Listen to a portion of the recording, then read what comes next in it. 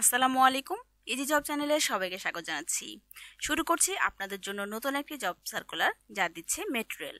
এটি একটি government job. এই সার্কুলারটি দেখার সাথে সাথে আবেদন করে ফেলবেন।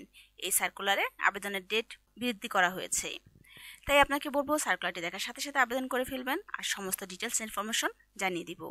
আপনি মাত্র এইচএসসি পাস হলে আবেদন করতে পারছেন। তো এই জবের সমস্ত ইনফরমেশন জানিয়ে দেবো। আর আগে বলবো, আপনি যদি এই চ্যানেলে নতুন হয়ে থাকেন তাহলে চ্যানেলটি সাবস্ক্রাইব করে পাশে থাকা বেল বাটনে প্রেস করে সঙ্গেই থাকুন। আমি আপনাদের জন্য নতুন নতুন সার্কুলার নিয়ে হাজির হচ্ছি। এখানে মেট্রো রেলে 202 জনের চাকরি, আবেদনের সময় বৃদ্ধি। Dhaka mass transit company limited DMTCL নিয়োগ বিজ্ঞপ্তিটি প্রকাশ করেছে। শতভাগ সরকারি মালিকানাধীন এই প্রতিষ্ঠানটি 2টি পদে 16তম গ্রেডে 202 জনকে নিয়োগের জন্য এই বিজ্ঞপ্তিটি দিয়েছে। গত 1 আগস্ট থেকে আবেদন শুরু হয়েছে। আবেদন গ্রহণের সর্বশেষ তারিখ 4 সেপ্টেম্বর 2024 হতে এই আবেদনের ডেট বৃদ্ধি করা হয়েছে। তো এখানে ইজি জব ওয়েবসাইটে এসে আপনারা এই বৃদ্ধিতে ক্লিক করলে এই বৃদ্ধির সার্কুলারটি পেয়ে যাবেন। আমি দেখিয়ে দিব আপনাদেরকে কিভাবে বৃদ্ধি করা হয়েছে, সেই সার্কুলারটি যে তারা প্রকাশ করেছে সেটি। আগ্রহী প্রার্থীদের নির্ধারিত ফর্ম, অর্থাৎ এখানে আসলে ফর্মে ক্লিক করলে আপনি ফর্মটি দেখতে পারবেন। আমি আপনাদের সুবিধার জন্য ফর্মের লিঙ্কটি দিয়ে দিব ভিডিও ডিসক্রিপশন বক্সে। পূরণ করে ডাকযোগে বা কুরিয়ার সার্ভিসের মাধ্যমে আবেদনপত্র পাঠাতে হবে। অর্থাৎ আমি আপনাদের যে ফর্মটি দেখাবো সেই ফর্মটি আপনি প্রিন্ট করবেন, প্রিন্ট করে ফর্মটি ফিল আপ করবেন, তারপর এটি ডাকযোগে পাঠিয়ে দিবেন। দিয়ে দিব ডাকযোগে পাঠানোর ঠিকানাটা।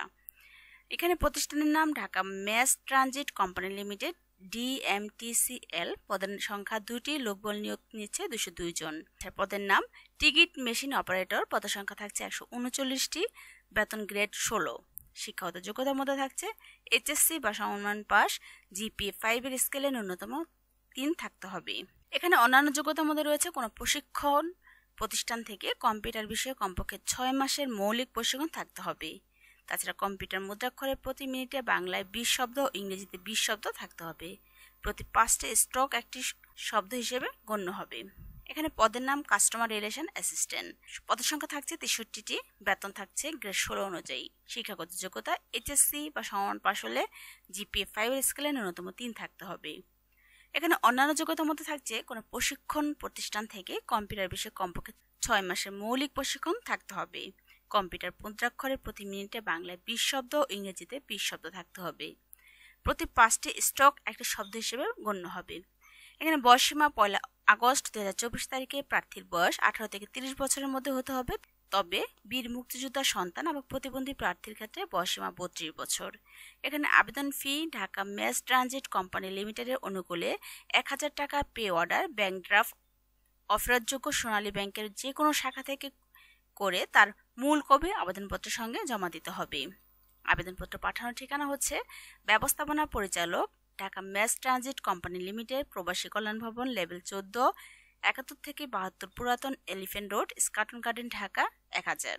আমি আপনাদের জন্য এই ঠিকানাটি দিয়ে দেবো ভিডিও ডিসক্রিপশন বক্সে, যেখান থেকে আপনি সহজে আবেদন করতে পারেন। তাছাড়া আপনার চাইলে এই ওয়েবসাইটে এসে আরও ডিটেলস দেখে নিতে পারেন। আবেদন করবেন যেভাবে, আমি আবেদনের লিঙ্কটি দিয়ে দেবো ভিডিও ডিসক্রিপশন বক্সে, সেখান থেকে আবেদন করে ফেলবেন। আর আবেদনের শেষ সময় থাকছে 3 অক্টোবর 2024, অর্থাৎ আরও সময় রয়েছে। তারপর সময় আছে বলে ওয়েট করবেন না, এই ভিডিওটি দেখার সাথে সাথে আবেদন করে ফেলবেন। আপনারা চাইলে রিসেন্টলি আপনাদের জন্য ইজি জব ওয়েবসাইটে আরও অনেক গভর্নমেন্ট জব সার্কুলার প্রোভাইড করা হয়েছে।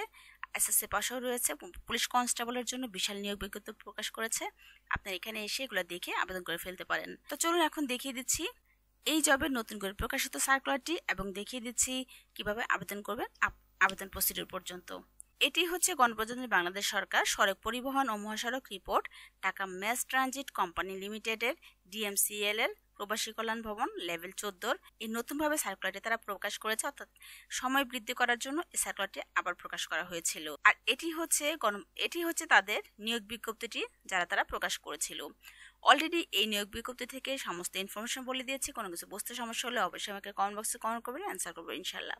তাছাড়া আপনারা চাইলে এই নিয়োগ বিজ্ঞপ্তি থেকে আরো ডিটেলস দেখে নিতে পারেন। এখন দেখিয়ে দিচ্ছি কিভাবে আবেদন করবেন।